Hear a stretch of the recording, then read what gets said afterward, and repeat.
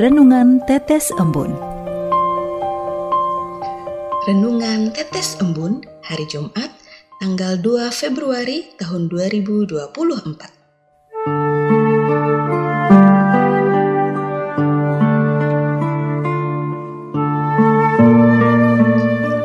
Siap memikul salib dengan penuh sukacita. Kutipan dari Injil Lukas bab 2 ayat 34. Lalu Simeon memberkati mereka dan berkata kepada Maria, ibu anak itu, sesungguhnya anak ini ditentukan untuk menjatuhkan atau membangkitkan banyak orang di Israel dan untuk menjadi suatu tanda yang menimbulkan perbantahan. Sobat Katolikana, sebagai pengikut Kristus, saya dan Anda tentu pernah mengalami perasaan ditolak, entah oleh mereka yang tidak seiman atau bisa jadi justru oleh mereka-mereka yang mengaku seiman dengan kita. Perihal alasannya mungkin secara langsung berhubungan dengan iman kekatolikan kita, namun mungkin juga oleh sebab lain yang kemudian menjadikan perasaan kita kurang nyaman. Identitas kita sebagai murid-murid Yesus, entah kita sadari atau tidak, terkadang menjadikan kita sebagai sumber perbantahan. Bahkan pada beberapa kasus atau kejadian, justru kesalahan kita terkesan dicari-cari atau dibuat-buat. Sobat Katolikana, apa yang disajikan dalam kisah Injil hari ini seharusnya menjadikan kita paham dan mengerti mengapa situasi atau hal-hal di atas terjadi atau harus kita alami. Kehadiran Tuhan Yesus di tengah kehidupan masyarakat pada zaman itu pun kerap menjadi perbantahan. Misalnya saja, tatkala Yesus dilecehkan dengan mengatakannya sebagai sahabat pemungut cukai dan orang berdosa. Sebab ia biasa makan dengan pemungut cukai dan orang berdosa itu. Bahkan ketika Yesus menyembuhkan banyak orang yang sakit dan membangkitkan orang mati, ada sebagian anggota masyarakat yang mempertanyakannya sambil berujar demikian.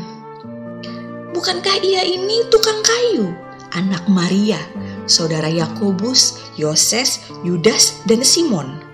Dan bukankah saudara-saudaranya yang perempuan ada bersama kita?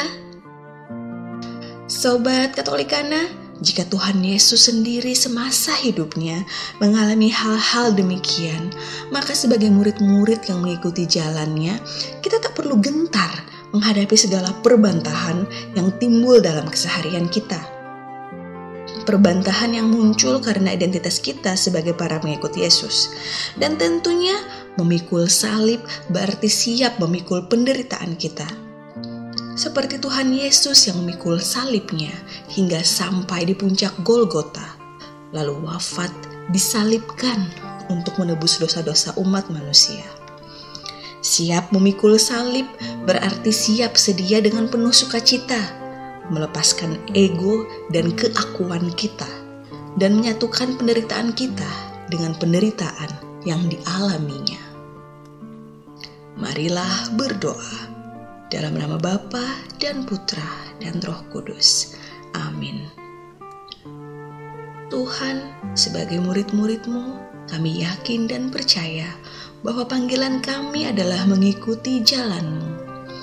Urapi kami dengan Roh Kudus-Mu, agar kami tetap mampu bersukacita untuk memikul salib kehidupan kami setiap hari.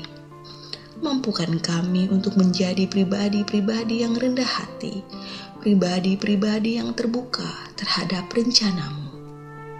Semua ini kami mohon dengan perantaraan Putra-Mu yang terkasih, Tuhan kami Yesus Kristus, yang bertahta bersama Dikau dan Roh Kudus, Allah sepanjang segala masa. Amin. Dalam nama Bapa dan Putra dan Roh Kudus. Amin.